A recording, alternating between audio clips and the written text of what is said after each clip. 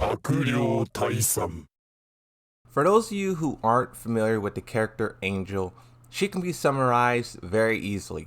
In Tekken 2, she was the protector of Kazuya Mishima. Saving other souls from evil is what she did. When she first appeared in Tekken 2, she had a battle with the devil that lied within Kazuya Mishima. You could kind of think of this battle as being more of a spiritual battle and not more so a physical battle. Kazuya was described as having two holes, Dark, the devil, and Light, the angel. And these two were battling for dominance, battling for control. And quite honestly, I don't know if Angel ever made a physical appearance. Most of her cutscenes are non-canon, a lot of her comics are non-canon, and the only true interaction that she has is with Kazuya, and it seems like it's on a spiritual level. As we know from Harada and also watching Tekken 8, Kazuya fell to complete darkness. During Tekken 3, he died and was resurrected. His soul was forever changed. In Tekken 4, 5, 6, and 7, he went on just a complete path of vengeance and destruction. And after Tekken 7, he finally got that.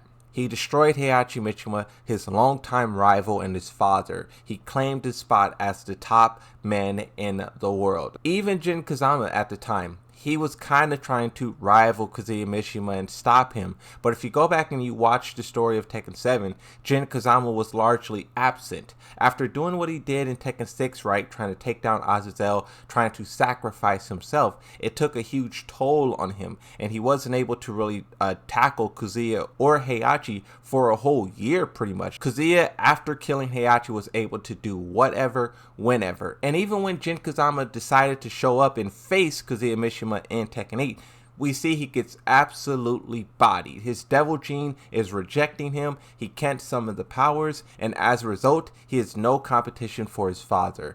Watching Kazuya's progression from a person who has good and light within him to at the end of his journey so far in Tekken 8, only darkness remains. As Harada describes it, Kazuya is a person that embodies pure evil intentions. Now, if we take a look at this tweet from March 10th, 2011, a person asks Harada, who and what was Angel's purpose in Tekken's story?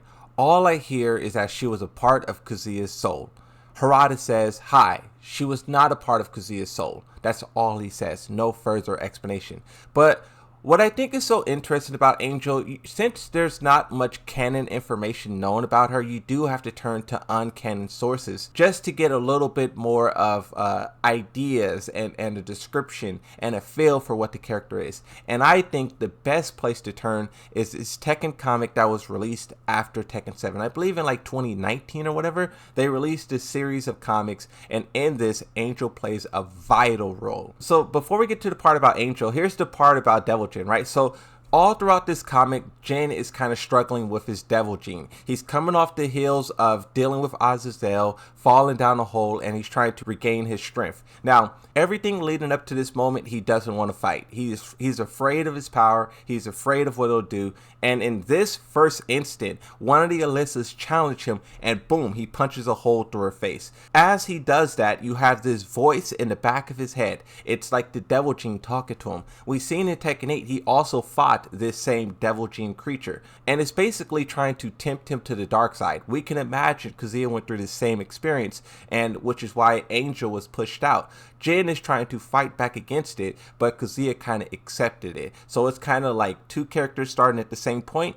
Good or bad, Kazuya chose bad, Jin chose good. He also had a little bit of help with Jin Kazama and his Kazama powers. But in this picture, you can see the demon. I'll just refer to the guy as the demon or the devil. It says, that felt good, didn't it? The way her circuits popped against your knuckles, it's who you are. It's who you were born to be. So you can see this creature is trying to lure him to the dark side, right? Now let's keep going down. Paul Phoenix, Nina, Yoshimitsu, Zhao Yu, Panda, and Jin Kazama, they're sieging this Mishima Zaibatsu building, and they're looking for Heihachi. But what they find is Angel.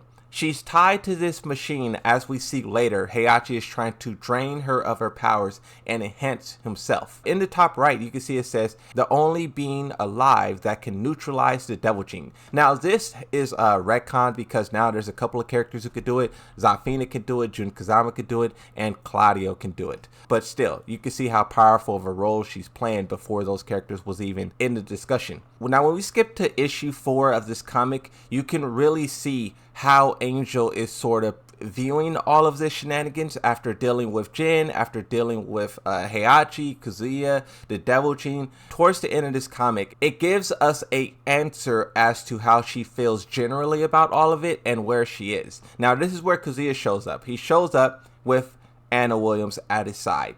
At the same time as he's entering in the building, he feels Heihachi starting to drain Angel's power, and this speaks to their connection. And as such, when she takes pain or she takes damage, Kazuya feels it. So as the battle continues, Heihachi now has Jin Kazama's power and he's basically going sicko mode. There's a big battle, Kazuya shows up, Paul Phoenix is fighting. I'm trying to get through this so we can get to the part about Angel, but this comic is really good. You have a battle between Nina and Anna, and Nina actually kills Anna. She jumps on her, breaks her neck, crack. Anna's last words, "How right you are, sis." Fire, as in a big explosion goes off, all these characters get bodied. It looks like every character is pretty much dead here. Now, Kazuya Mishima is running past all of this. He doesn't care. He only cares about himself. Jin Kazama is still battling Heihachi. Heihachi is doing more stuff, look like he's trying to get more powers, and this is where Angel kicks back in. She says, "And yet it is. My power will never be yours, Heihachi Mishima. You have been judged unworthy."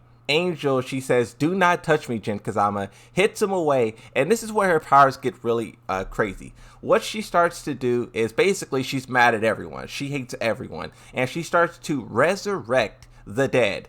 All of you. Anna, Nina, Yoshi, Panda, Paul, all of these characters are being resurrected. Jin is still not trying to fight, but that voice, that devil, that demon comes back and eventually consumes him, and he turns into Devil Jin. He says, "Enough." The demon says, "Yes." He quickly destroys everyone, from Paul to Anna, Yoshi to Panda, and even Nina.